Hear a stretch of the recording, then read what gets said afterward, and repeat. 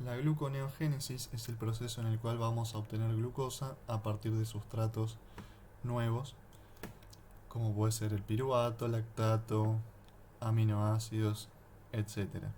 Es decir, gluco viene de glucosa, neo por esto de los sustratos nuevos y génesis de, digamos, origen o generación. Acá está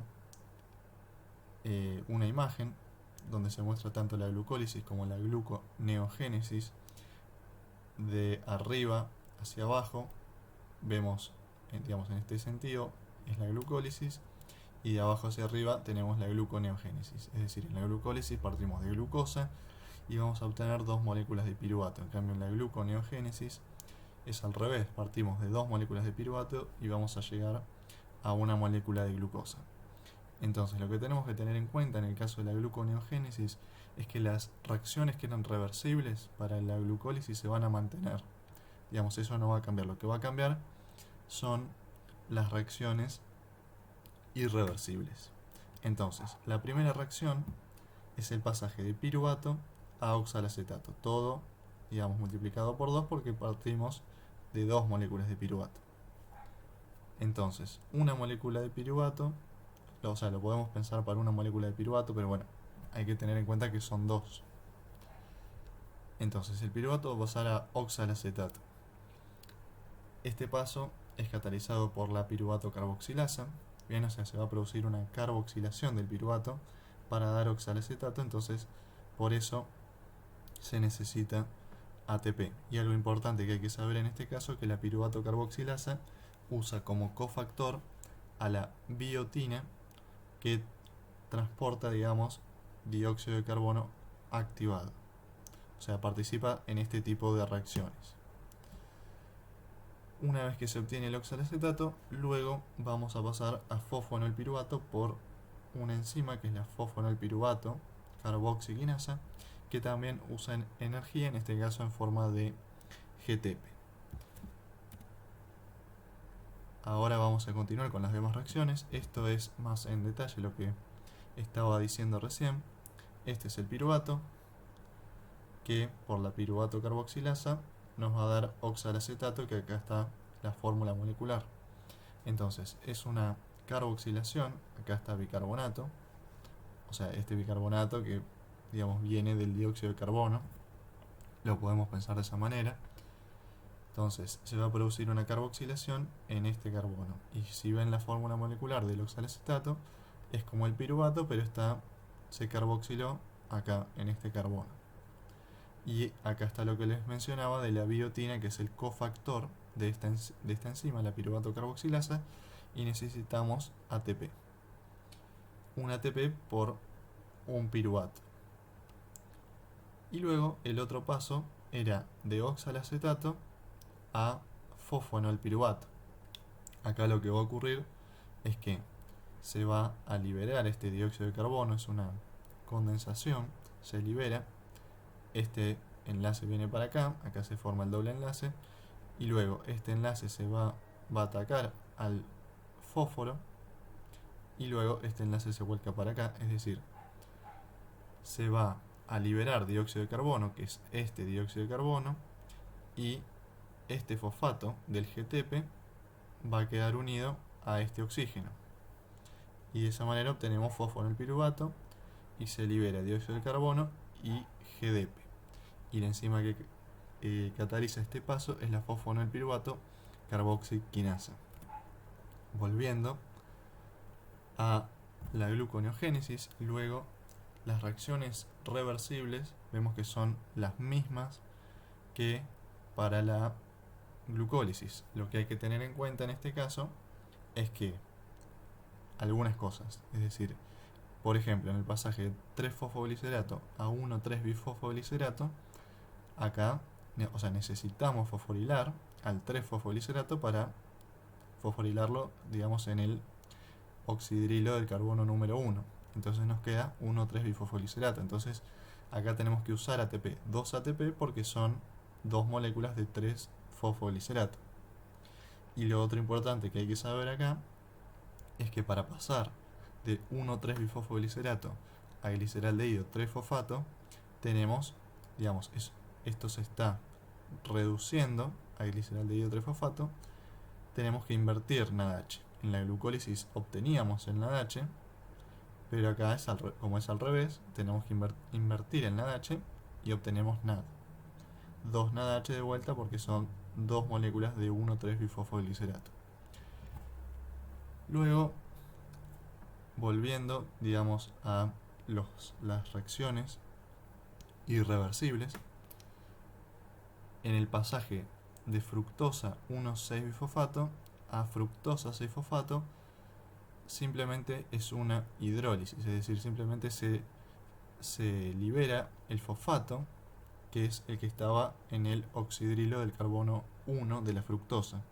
Es decir, acá no ocurre lo que ocurría en la glucólisis, en la fase de beneficios, lo de fosforilación a nivel de sustrato, que el fosfato del carbono 1 se lo daba al ADP y obteníamos ATP. Eso no ocurre en la gluconeogénesis. En la gluconeogénesis no hay ningún paso donde se obtenga ATP. Entonces, eso es importante tenerlo en cuenta. Es simplemente una hidrólisis y se libera el fosfato.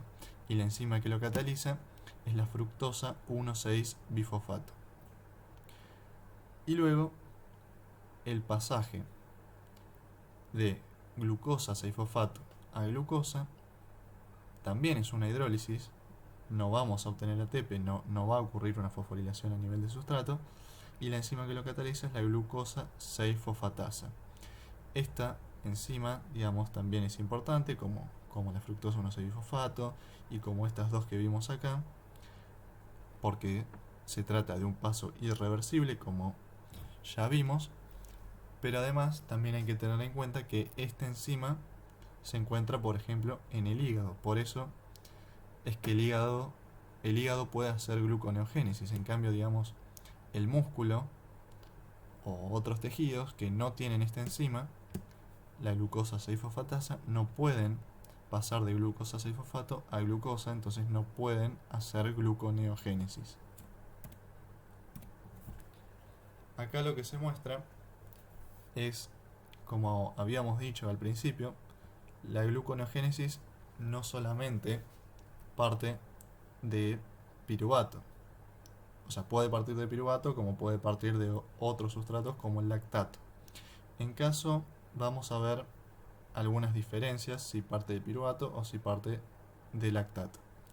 En el caso que parta de piruvato, ¿qué es lo que va a pasar? El piruvato va a ingresar a la mitocondria, bien, estaba en el citosol, ingresa a la mitocondria, pasa a oxalacetato, bien, este paso siempre va a ocurrir en la mitocondria, el pasaje de piruvato a oxalacetato, y luego el oxalacetato tendría que pasar a fosfonilpiruvato, pero en realidad lo que ocurre es distinto. O sea, el oxalacetato va a pasar a malato, ¿bien? Y se usa NADH y se obtiene NAD+.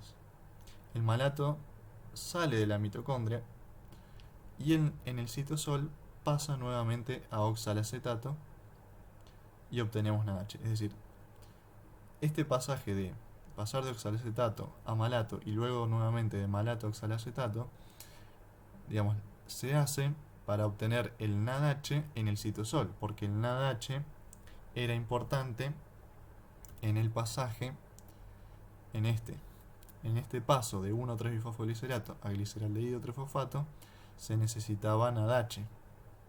Bien, este paso ocurre en el citosol, entonces es importante que haya NADH en el citosol. Por eso se hace todo esto de pasar de oxalacetato a malato y luego de malato a oxalacetato.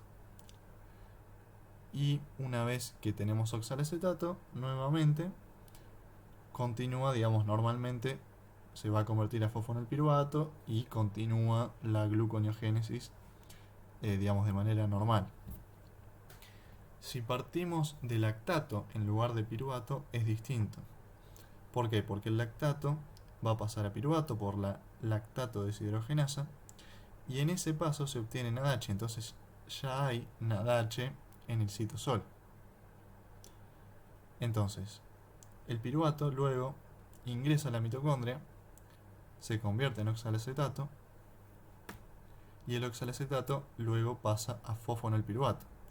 O sea, este paso de oxalacetato a fosfonilpiruvato ahora ocurre en la mitocondria.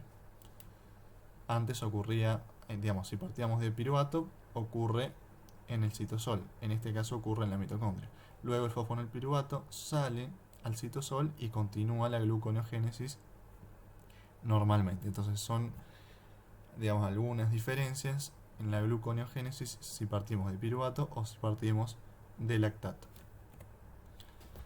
Y para terminar, la reacción global, es decir, partimos de 2 piruvatos, vamos a obtener una molécula de glucosa. Se invirtieron 4 ATP y 2 GTP. Esto viene de estos pasos. Primero, acá se invirtieron 2 ATP. Luego se invirtieron 2 ATP en este caso. Entonces tenemos en total 4 ATP. Y los 2 GTP vienen de este paso de oxalacetato a fosfonilpiruvato. Luego también invertimos 2 NADH en el pasaje de 1,3-bifosfoglicerato a gliceraldehído 3-fosfato, que están asociados 2 protones también, y 4 aguas que están acá, una agua de acá, otra agua de acá, pero como cada uno es por 2, son 4 moléculas de agua del lado, digamos, de los reactivos. Y luego, digamos, si tengo 4 ATP acá, voy a obtener 4 ADP más 2 fosfato. 4 fosfato.